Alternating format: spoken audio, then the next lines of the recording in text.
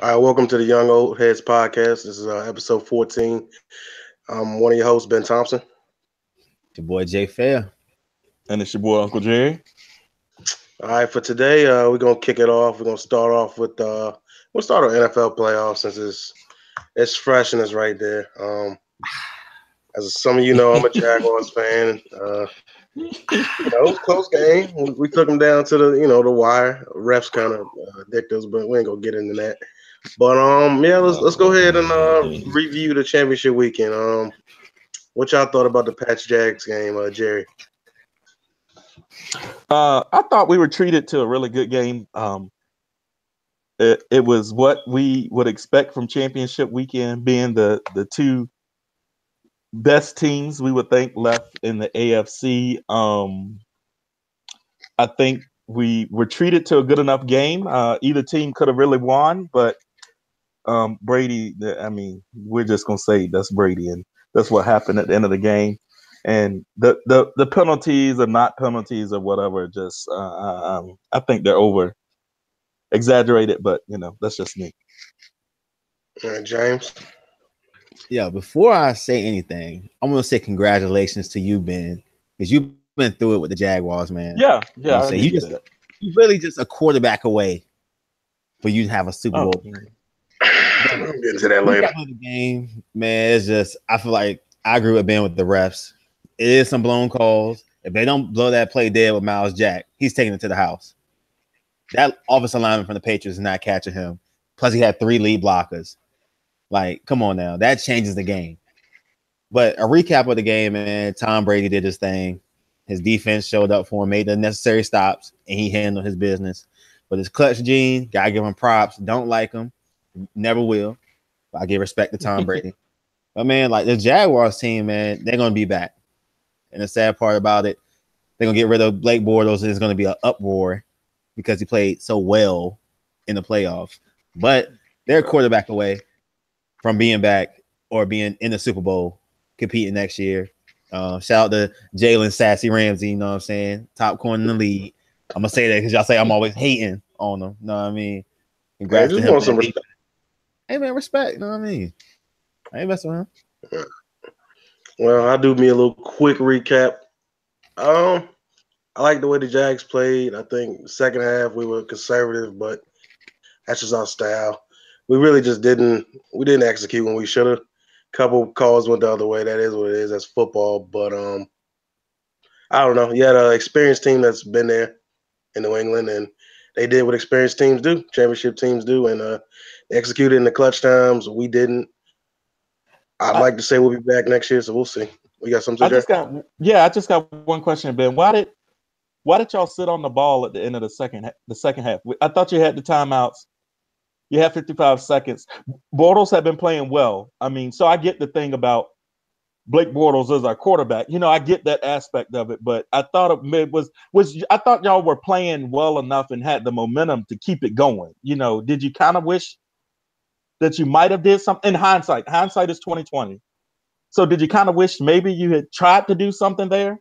Even in hindsight, nah. I mean, because that's every game this season we've made a similar decision not to really go for points at the end of the half. Because we got a bruising style of offense, and to change it up for a quick 1-minute drive with a quarterback that you don't know where that ball's gonna go all the time. It was just I think it was the right decision. You'd like to have a quarterback that can go down in a minute, but we don't, and it is what it is. But yeah. But moving on, I'll talk about the Eagles-Vikings game real quick. I'll be honest, I was playing video games during that game, bro, because that was a blowout, bro. That was embarrassing. I think the Vikings lost all their luck on that one Stephon Diggs play the other week, but they ain't come to show. That was a pure ass beating for 60 minutes, pretty much. But I mean, that was embarrassing. But hats off to the Eagles. They looked like a real good team. What you got on it, James? Man, the Eagles, man, fly Eagles fly. Shout out to all the Eagle fans I know. It's been a long time for them too. But man, for me, honestly, the Eagles defense, they don't get enough credit. Michael Jenkins, and that defensive secondary doesn't get enough credit. And the D line with Fletcher Cox, man, that dude is a beast. You can't block him. at all.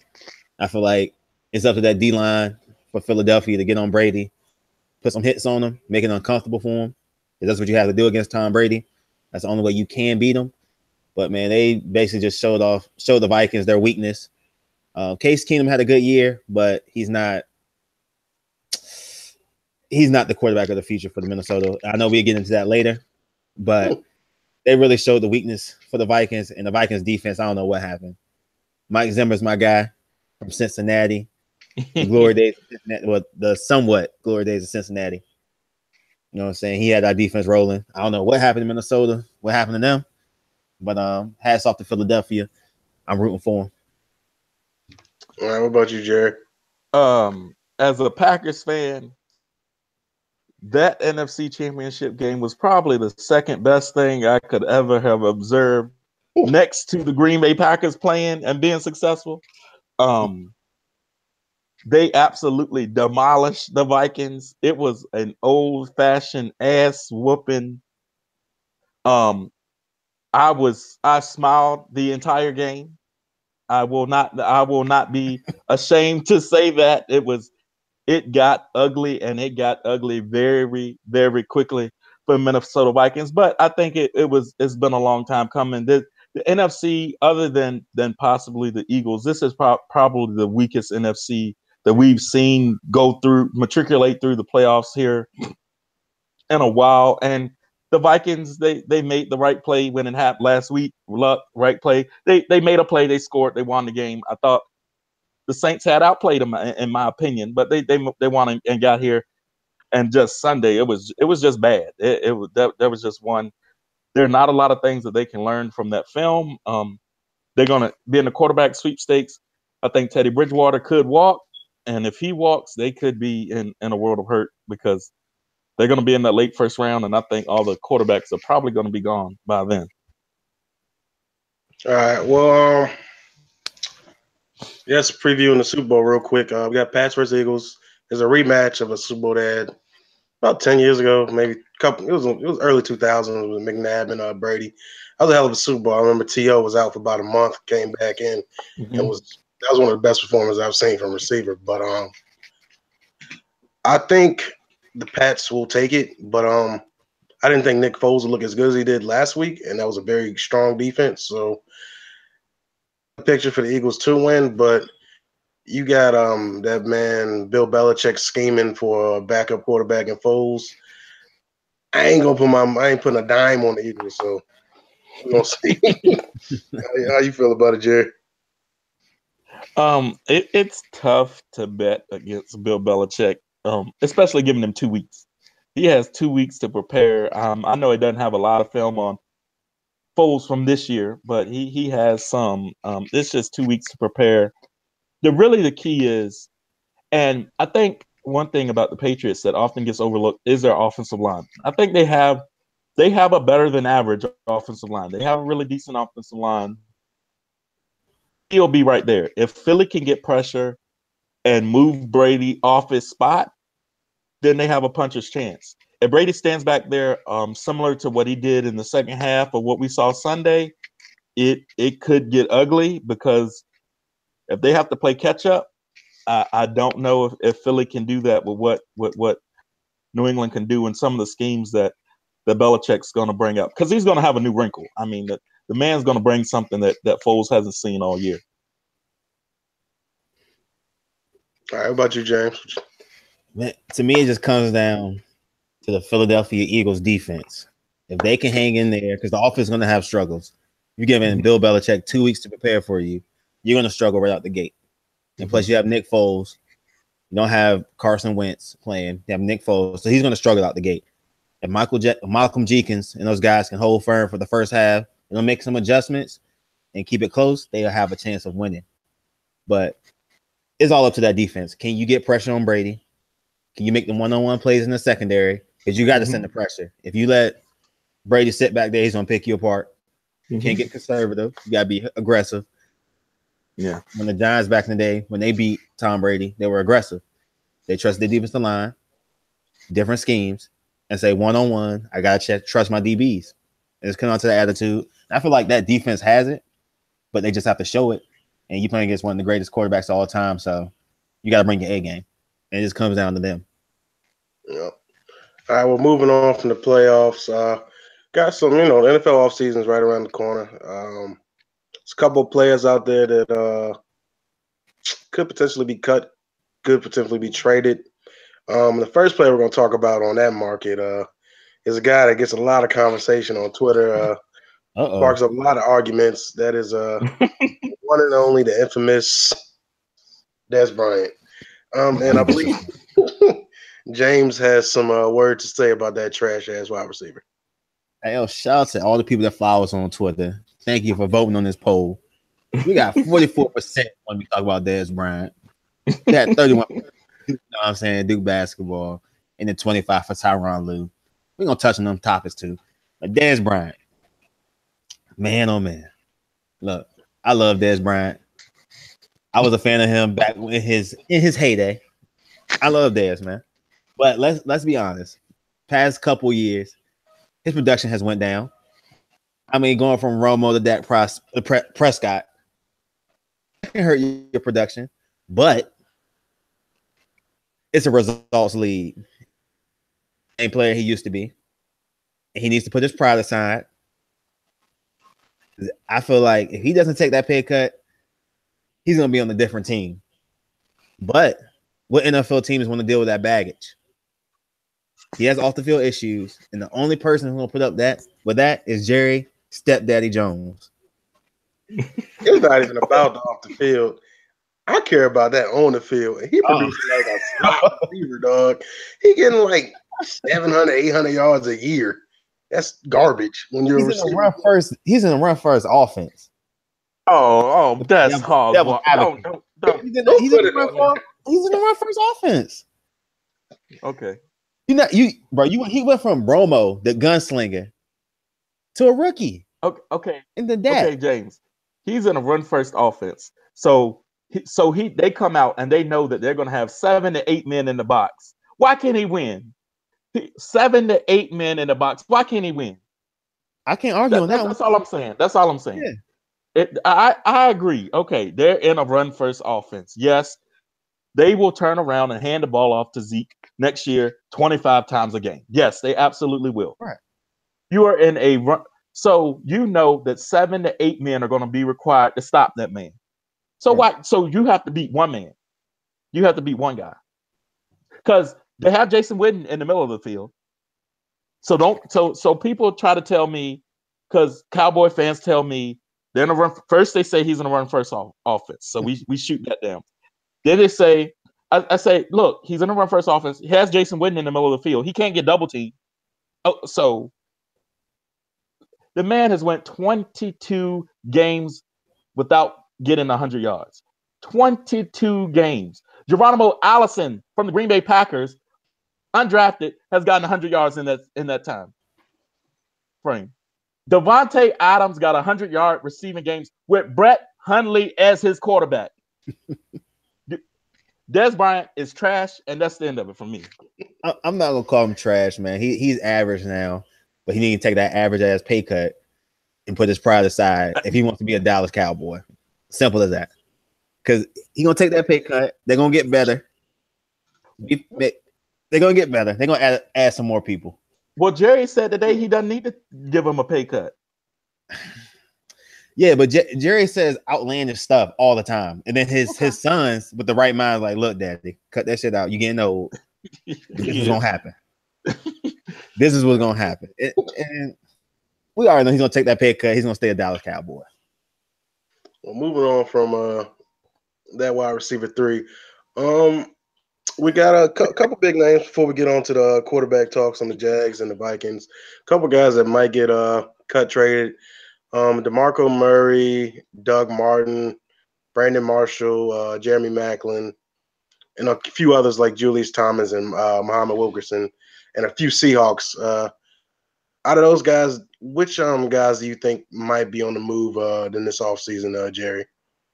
I want to add one to the list. I've heard the Honey Badger is possibly on that list as well. I know James mentioned him earlier on Twitter today. I think almost all of those guys could be on the move. Definitely when we talk about those receivers and Brandon Marshall, I think they got a bad return on investment there. I think the Giants are going to go out and try to clean some house there. The defensive guys are definitely can be on the move as well, including Mo Wilkerson, Michael Bennett. I'm not buying Michael Bennett. But I do think Seattle is going to go overhaul some changes. But I don't know if they're going to go as far as Michael Bennett and Sherman. I know we've been hearing those rumors, but I can't. I'm not going to go that far yet. And I think DeMarco Murray is definitely on the move. I think Derrick Henry shows in the playoffs. He showed why, mainly the wild card game. He showed why he can be running back one. So I think DeMarco could definitely be on the move there. Okay, yeah, I agree with you on DeMarco. I think if you went and got Derrick Henry in the second round, there's really no reason to keep paying DeMarco that money just to take carries away from your feature back. And as far as Mo Wilkerson, he should be out the door already. I don't think they'll get a trade partner. I think they just got to cut ties with that guy. Michael Bennett, I think he stays just because Cliff Averill has a neck injury, so they do have a need for another defensive end. And out of the other guys on that list, definitely Brandon Marshall. He's out. They didn't really need him in the first place, and to bring him in and have the type of year they had, all the injuries and whatnot, he's not getting any younger. So I think he needs to leave too. What are your thoughts on the rest of these guys, James? Yeah, Brandon Marshall is definitely getting cut. It's no saving him. He's getting cut. He won't be in New York, especially with the new head coach coming in. I don't think he even fits that scheme with them. But to me, my bold prediction will be DeMarco Murray. I feel like he gets cut. Then he's going to go right back to Dallas to be the backup for Zeke and to give him a mentor as well. Try to keep him out of trouble and give him tips and all that. I think that'd be a good fit. DeMarco loves Dallas. So it's a great fit. He's going to get paid from Tennessee. So he's going to take a little pay cut to go to Dallas. He's going to help out Zeke. But another one, I'm going to go with Michael Bennett too. Because he's probably hearing the rumors and all that. He's getting old. Last year's contract. For somewhat, it's like Pete Carroll cleaned house on his coaching staff as well.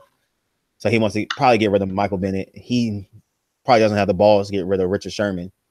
So he's going to keep him for another year. Shit. Can't get rid of a top 10 corner, top 5 corner. That's crazy. Yeah. But I think Michael Bennett, you'll see him on a different team next year. All right, well, our last two NFL topics real quick. We're going to talk about quarterbacks. It's two teams made it both to their respective conference championship games. My Jaguars and the Minnesota Vikings. I'll touch on it first real quick. As far as Bortles, my feeling was always if we won the Super Bowl by happenstance, we would re-sign the guy and not look to upgrade the position because, I mean, it's just what you do once a guy gets a ring. But we didn't get it done this year, and I think we either draft a quarterback in the first round or we have to sign a free agent. Outside of that, we'd have to keep Bortles. I don't think you get like a fourth-round guy and hope that he beats out Blake. I mean, it's either you keeping Blake or you're going for the next high thing. I don't want a lateral move. I want either an upgrade or just stay with Blake. So unless we're getting a Mayfield or Lamar or signing an Alex Smith or Kirk Cousins, I think we keep Bortles. Other than that, I don't think any of the other guys are really giving us a big upgrade at the position. As far as for the Vikings, I'd probably go Case Keenum and try and see if I can move Teddy. I don't know what Teddy's contract situation is, but I'd probably keep Case because Teddy, I love him, but that knee, and they were kind of special with Case this year. But how you feel about the quarterback situation, Jerry? For the Jags, I think they're going to end up going in free agency, and I think Blake Bortles' time there as a starter for now is done. I see maybe an Alex Smith, maybe a Kirk Cousins, Kirk just to help him be able to stretch the field more. If you go back with Alex Smith, you'll be more of what you had this year, being able to turn around and hand the football off.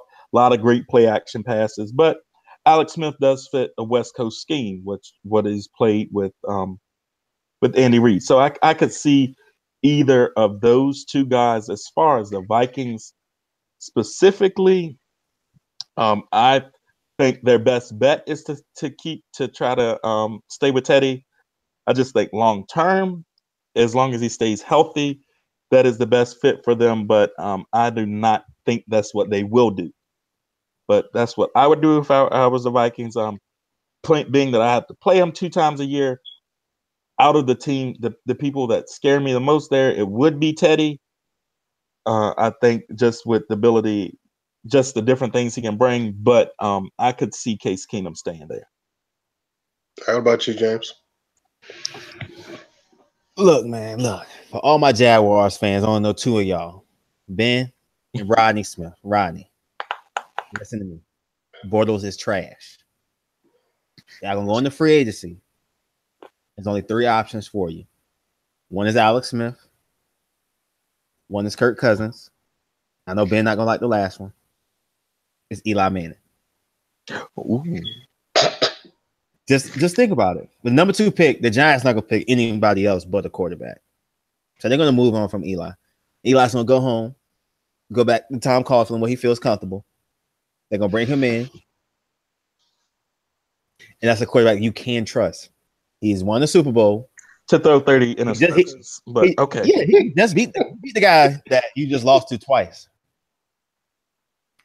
Twice. Hey, look. And what's the formula that he needs? A great defense. And a great running and a good decent running back. Mm-hmm. Okay. And what did Jacksonville got? So Tom Coughlin, like, why don't the guy that I trust the best is gonna be open? Right in the free agency market. They're not gonna trade for him. Free agent, he's gonna take a nice little pay cut. Going to Jacksonville. Unless you want to deal with Alex Smith. He's just a faster Blake Bortles, a better decision maker. No, he's not. Faster? Alex Smith is a guy that takes care of the ball. I won't go faster. Eli Manning is closer to Bortles than Alex Smith, bro. Come on, man. Everybody saw Vic Bortles. Come on now. You saw him take off. You saw him running. But you don't want Kirk Cousins. Kirk Cousins is going to payday that you can't give him. He's going to chase the money. Okay. I mean, that's the game. So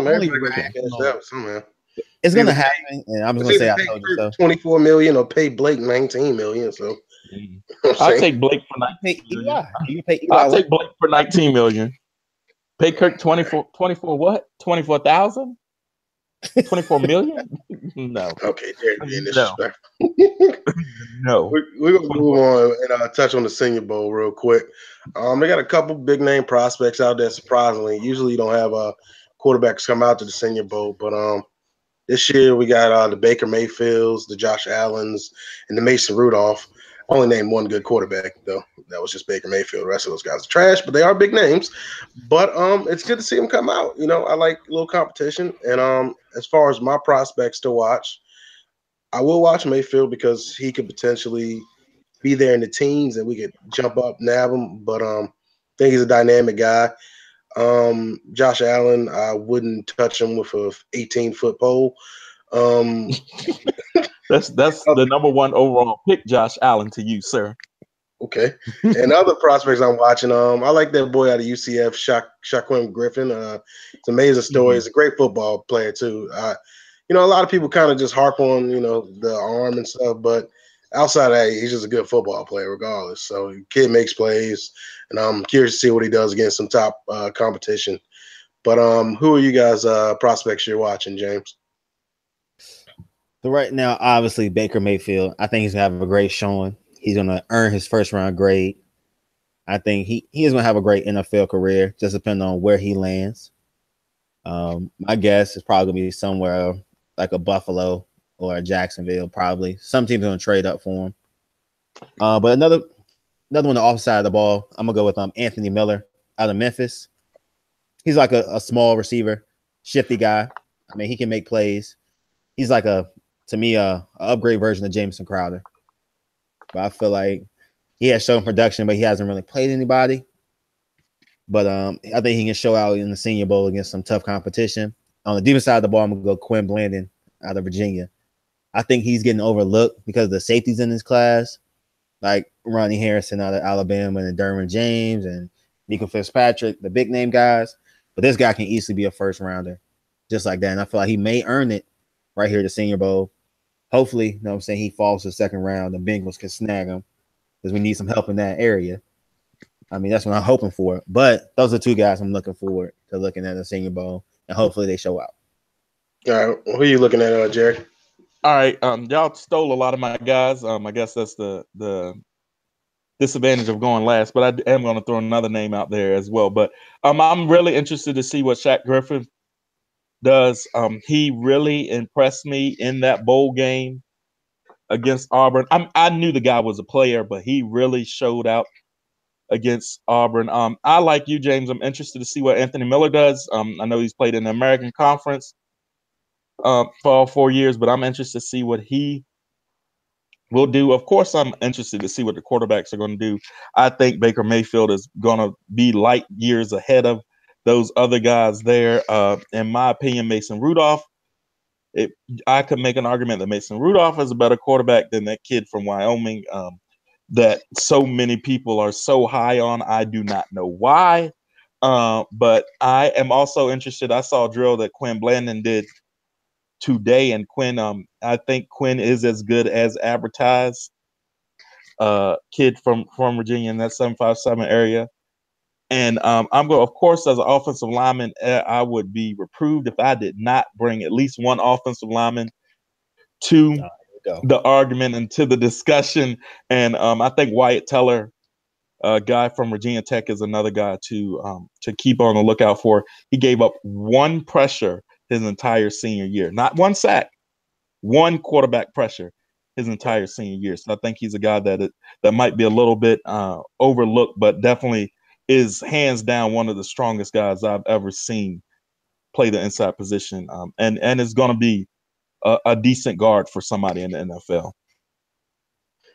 All right, moving on. Quick before we move on from the Super Bowl, I'd like to give a shout out to Michael Joseph. He's a Division III football player out of the University of Dubuque. He's the first Division III player to ever win the Cliff Harris Award, which is awarded to the smaller schools like D2, D3, and NIAI schools, and that's for the top DB. He had an amazing year. He had 8 interceptions. He had 2 games where he had 3 picks in each of them. So shout out to that guy being at the Senior Bowl. I heard Mike Mayock say he was a one-on-one winner of the day today. So keep balling, kid. Hope you get the call on draft day and keep improving that stock. But moving on from him, Kuiper dropped his mock draft a couple weeks back and caused a little bit of uproar. You know, he had the guy everyone talked about before the season, Josh Allen. Still had him number 1 after having a fairly terrible season by any quarterback prospect markers stats-wise. And I know Mel Kiper went out and said it, and also Josh Allen recently said it, stats are for losers. But typically the people that type of guys that say stats are for losers are the guys that don't put up stats. So, I mean, it teaches own on that. How do you guys feel about his mock draft? Any guys pop out on the draft for you, and any surprises up there? Start with you, Jerry. Not too many surprises, unfortunately. He had a lot of quarterbacks going early. I am not a big fan of a lot of the quarterbacks that he had going early, but I could see it happening. Of course, he had Josh Allen going 1. Sam Darnold is another name that pops up a lot. Neither of those 2 guys have overly impressed me. Yes, they've played well. They've won when they needed to, but neither have overly impressed me. A guy that's quickly rising up the ranks on a lot of guys' mock drafts and their boards is Tremaine Edmonds. He had Tremaine going 12 to the Bengals. If Tremaine falls to 12 and goes to the Bengals, I will be disappointed because I think he's a plug and play guy for the Packers at 14. But I don't know if he'll make it to 14. He's actually they're saying he could show up in the combine running that 4.4, 4.5 range, and at 6'5", 250, you run that fast, you not making it to 14. So I regress, but I like the draft other than the quarterbacks. All right. What's your thoughts on it, James? Look, I love the number 1 pick. As a Bengals fan, please bring Josh Allen to Cleveland. I would love that. Let's make it happen. Josh Allen to the Browns, baby. But we all love Saquon Barkley. Let's pray for this young man. That's. I hope he does not fall number 4 to Cleveland Browns because we'll never hear from him again.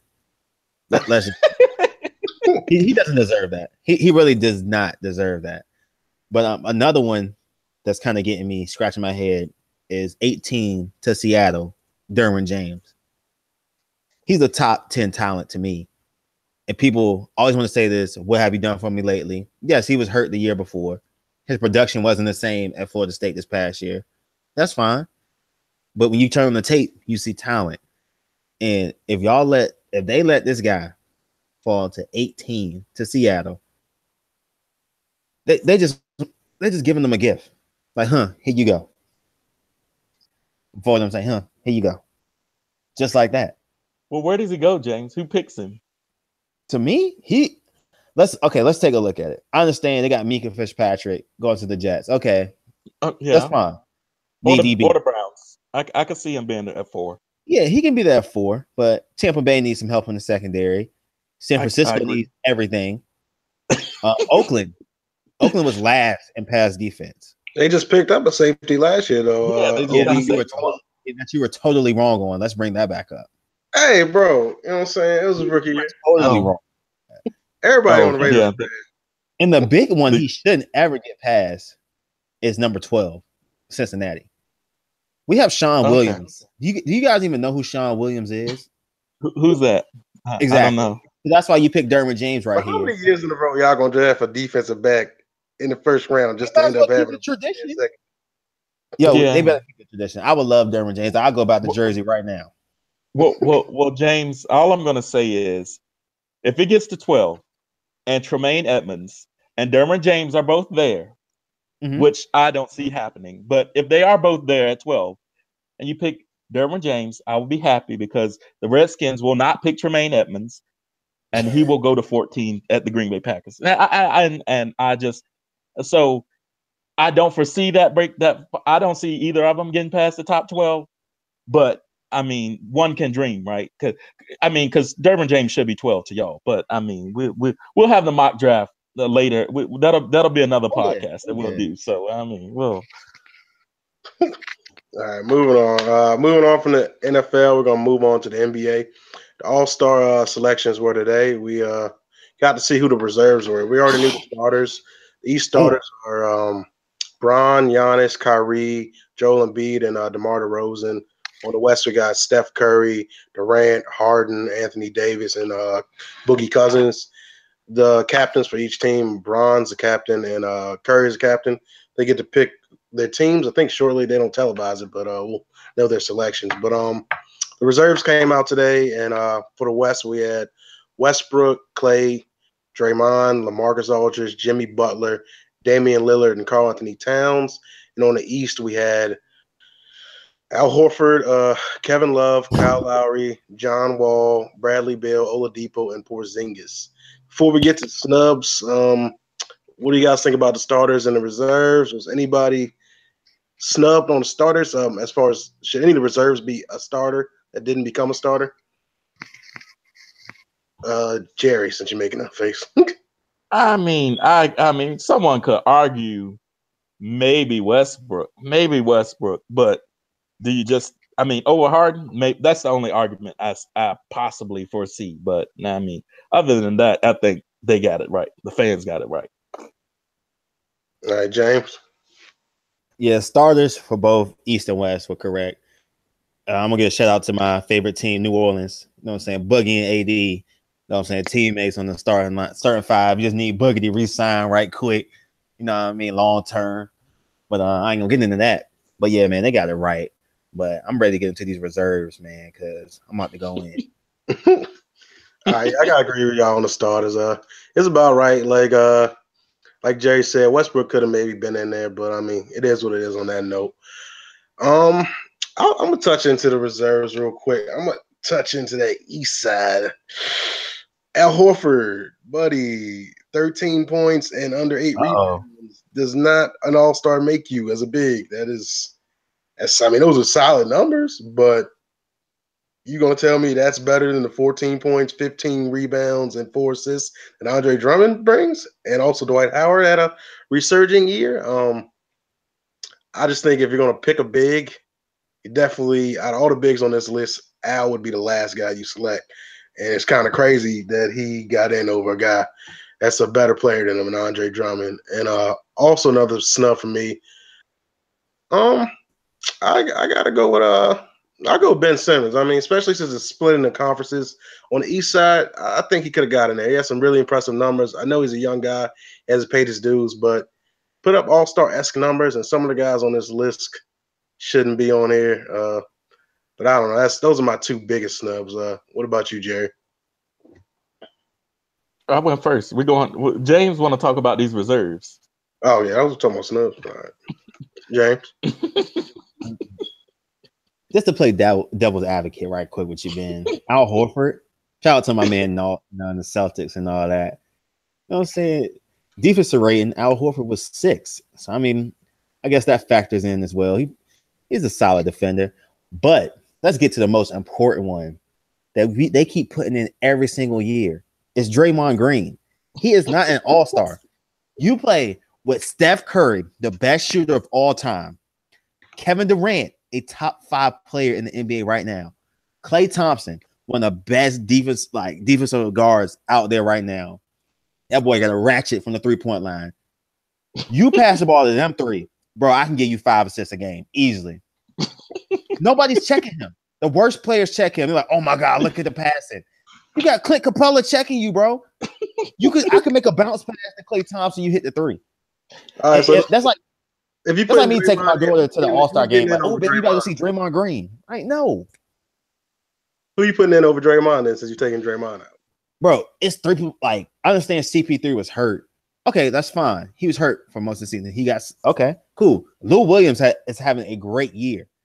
You have DeAndre Jordan, who is quietly having a good year with Los Angeles Clippers. And then I understand why Paul George shouldn't be in. That's not the same with all that. He's not the same player as he was in Indiana. But I would take any 4 of them over Draymond Green. Okay, like do this for me. Let's say this. Take like Blake Griffin off the Clippers and insert Draymond Green. You're not going to get the same production at all. Assists are going to go down. You think you have a higher volume of points? No. Yeah. He has no offensive game. I watched a Laker game this this year. He was having struggles with Josh Hart in the post.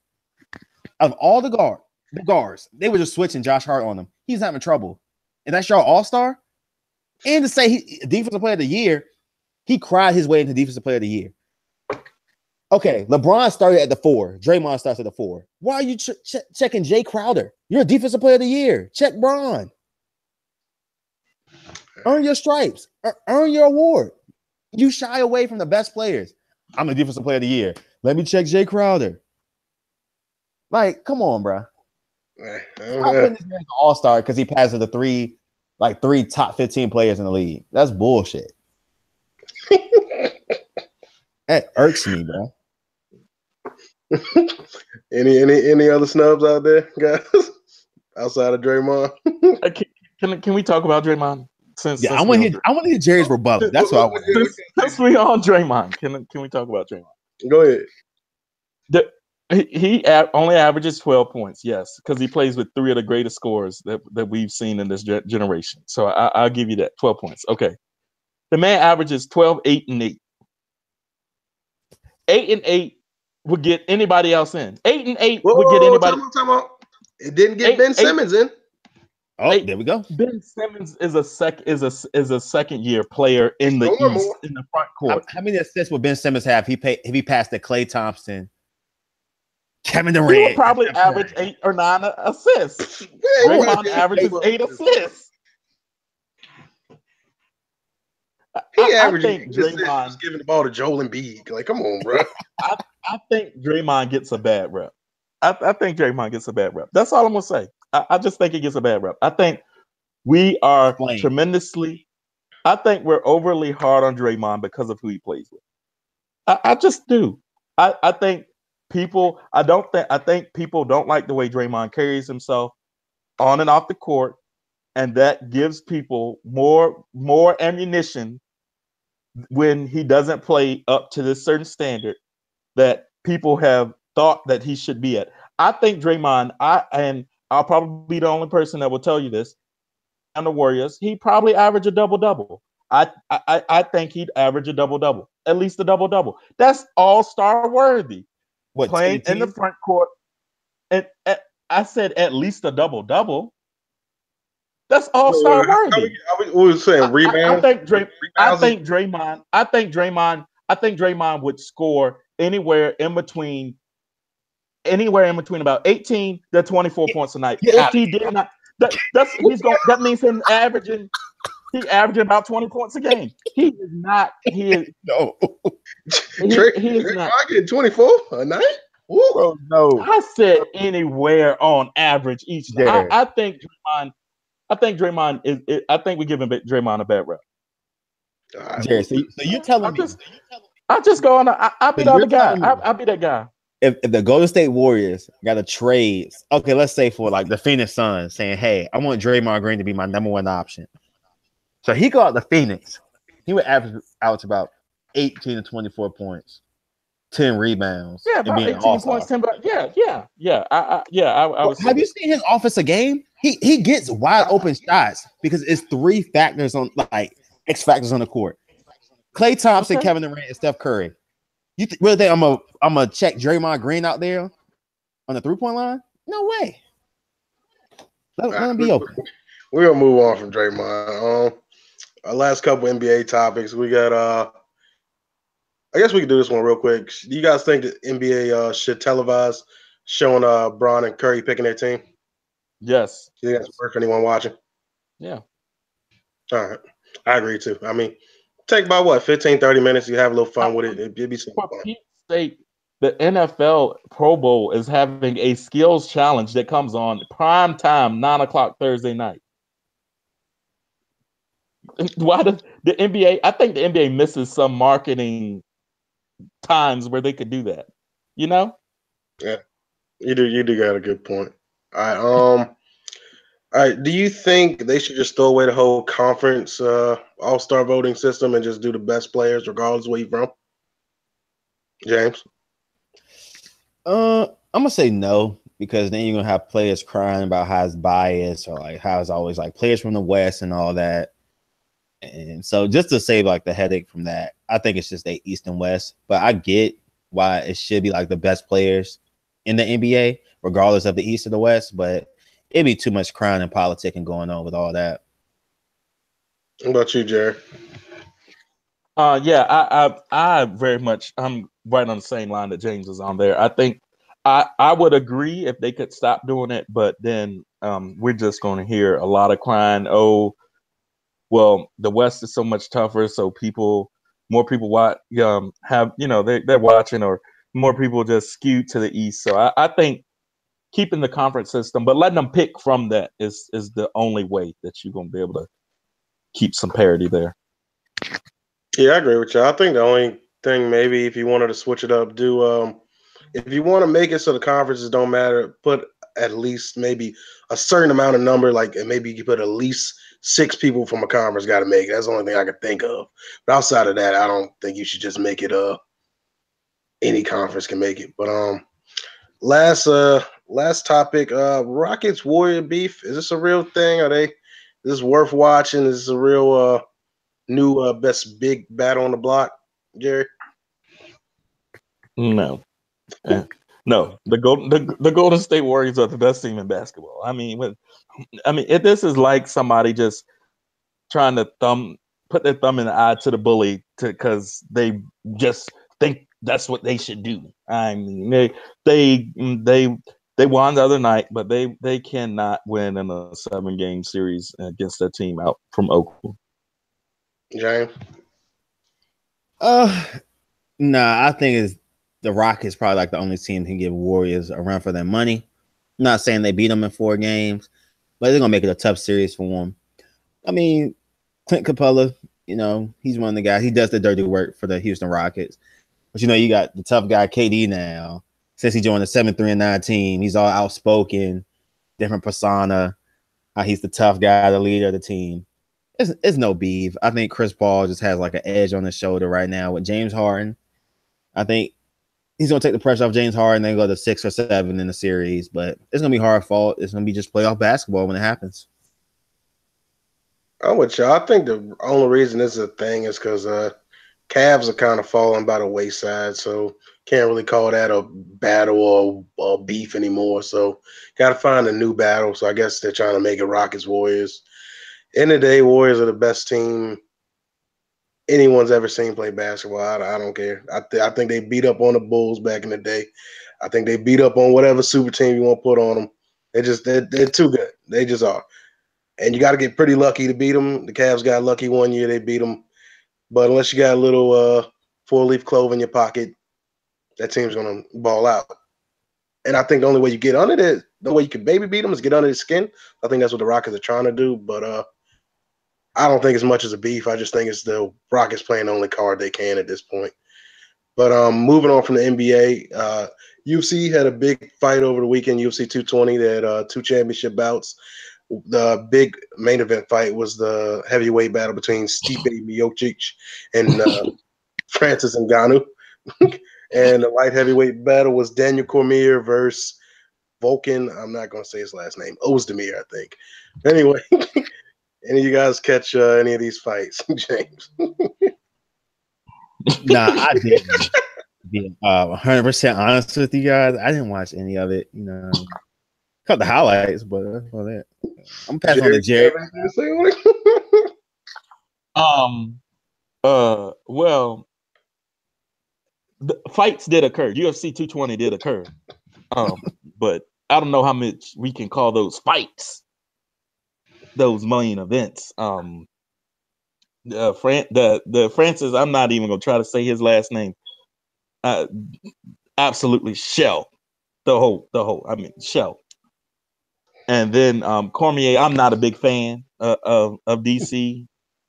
Me myself, John Jones just can't walk and chew gum at the same time.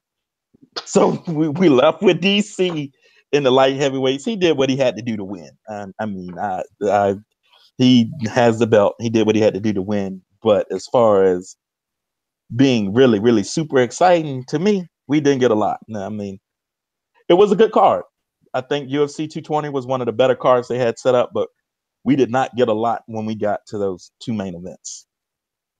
Yeah, I'm with you too. I thought it'd be a lot more competitive. And Ghana was one of the best prospects in the pretty much past 3-4 years, honestly. But Stipe, I think he cemented his title as the best heavyweight of all time. He beat up on that kid, just absolutely mauled him. And he's 20 pounds lighter than that kid, and he threw him around like a rag doll for 25 minutes straight. And as far as DC, I'm going to just look at DC. You are the lamest professional athlete I've come across in my life. Even lamer than Kevin Durant. I do not like you as a person, but you are a great fighter. I love when you get your ass beat. John Jones, when you're done snorting the white and shooting up, please come and lay him out again, please. John Jones, this is my plea, bro. Put the drugs down. As Stephen A says, put the weed down and come back. Because I'm sick of watching DC win, bro. But hats off to Daniel Cormier on his domination. But is what it is. Moving on from the UFC. It was a big recruiting day week for those guys at Duke. James hit this because apparently these are his boys. What did you said? You said Duke, Coach K to go. Yeah. The top 3 recruits in the nation. Top 3. Let me see. RJ Barrett. Did we really put this on the list? This really a topic? Aaron Reddish. And then we got Trey Jones. We got a top point guard coming in too. Man, Coach K, stop playing with these boys, man. And we about to win it this year too. Man, look. Look. Okay. Coach K is the GOAT. He's not done. Y'all remember when Duke used to be all white boys just shooting jumpers? Now they all tatted up, jumping out the gym. It's a wrap, man. Because that's the only way he can win now. He started VCU came and started beating them and things like that, so he had to change. Hey, look, oh, I was still rooting when we had Paul's at the point guard, Nolan Smith, Shai out there hitting. Come on, man. Kyle Singler. People don't even know Lou Aldane. That's back in the day, babe. That's back in the day. But look, man, y'all better watch out. And the sad thing is, Coach K not done. He may get one more. You never know. He may get another one. But man, watch out for that freshman class. That's a story. Right here, y'all winning the ship next year. I ain't gonna say. I'm gonna see how it play out. We ain't seen Zion Williams to take a jump shot yet, so I don't know if he can shoot. I mean, he cannot. He cannot. We're talking that boy Zion. Facts. You don't ask that man to shoot. You just ask him to take off from half court. That's the only thing you got to do. Okay. Okay. That's historic though. But shout out to Kyler Perry because he's still crying about it because he ain't got no top 10 recruit. He only got one on. So he crying and pleading his case. So you know what I'm saying? Coach K, I hope you just rub it in, be petty. You know what I mean? But hey, Duke, baby. Duke Nation. All right, well. Can I say something about that? Here you go. I can't let this opportunity pass me by. As basketball, they changed the rules of basketball. They're gonna play with more than one basketball on the court. That's the only way Duke is gonna be successful. Those guys are not gonna be. Those guys, I am not buying the top 3 recruits in the country coexisting on one team. I'm not buying it. You said your coach ain't good enough, bro. I didn't say the coach. I didn't say the coach. I did not say the coach. K can get it done. I'm not gonna take that away from K. Yes. Zion can't shoot. If Zion starts shooting, okay. But he's 6'6", 270 and can jump. He can jump. He's athletic. He's a freakish athlete. But I want to see him when he can't just come down the court on fast breaks and windmill on people. That's what I want to see. Got a good point. All right. Well, good job recruiting. Good job getting the number 1 recruiting class. No problem. All right. Well, moving on to closing thoughts. I got 2. First one's a real quick shout out to Boss Man, Big Baller Brand. Your son's doing crazy things out there in Lithuania. LaMelo just dropped 40 plus points. So shout out to that boy. He getting it done. And also, real quick, I'm gonna talk about this closing thought. It's about Alabama. It just popped in my head a couple minutes ago. I know they're trying to recruit one of the highest rated cornerback prospects in about the past decade, and Patrick Surtain Jr. And apparently they reached out to his father a couple weeks ago to interview him as a defensive back coach. That sounds a little bit like somebody need to call the NCAA on that one. Jay, you got anything to say about that? That sounds a little fishy to you? That sounds fishy to me, mainly because I don't like Alabama, but I will say that's an easy way to get around the NCAA. I mean, you can't help you offer the man a job. You offer the man a job. Your defensive back coach is now coaching for the Raiders, I believe it is. So you had an opening, you offer the man a job. I mean, that probably does get his son to come to Alabama, but it's one of those gray areas. And we all know Nick Saban is great at working the gray areas. Any thoughts on that cheating, James? Stop the press. Because I could have sworn the number 1 recruit in basketball, his dad got hired as assistant at the University of Missouri. His name is Michael Porter. But I don't see that as cheating. His dad was a basketball coach, one that had a dream of coaching his son. So University of Missouri had a coaching job open, and his son committed. Now, that's not cheating. Nick Saban is doing the same thing. DB coach left for a better opportunity. So he has a vacancy. I mean, his son just happens to be the number 1 corner in the nation. It just happens to be. Just happens. So, I mean, it's a dream to be able to coach your son and other 5- and 4-star recruits. So I'm just saying, man, it's just a job opening. It's no cheating. If you say so. Did y'all have any other closing thoughts? Yeah, man. Look, I do. Man, thank you to everybody that support us, man. They always vote on our polls and all that. But I got to show the love to everybody else.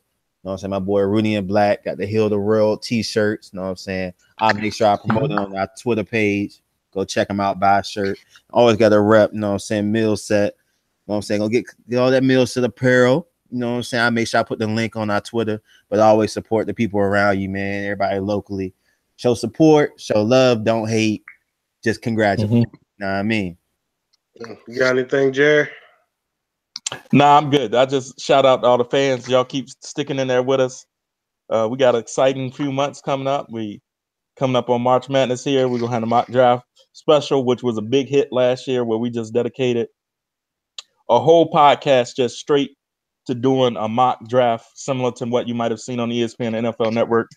That was a real popular one for us last year. One of the most exciting ones that I had fun doing last year. So just keep tuning in, keep sharing, keep retweeting, keep voting for us, so we know what y'all want to hear from us. All right. Well, there you have it. This has been the 14th episode of the Young Old Heads podcast. Thanks for checking us out. We always appreciate y'all. And this is Ben Thompson signing out. It's your boy Jay Fair. Hey, boy, Uncle Jerry. Y'all take it easy.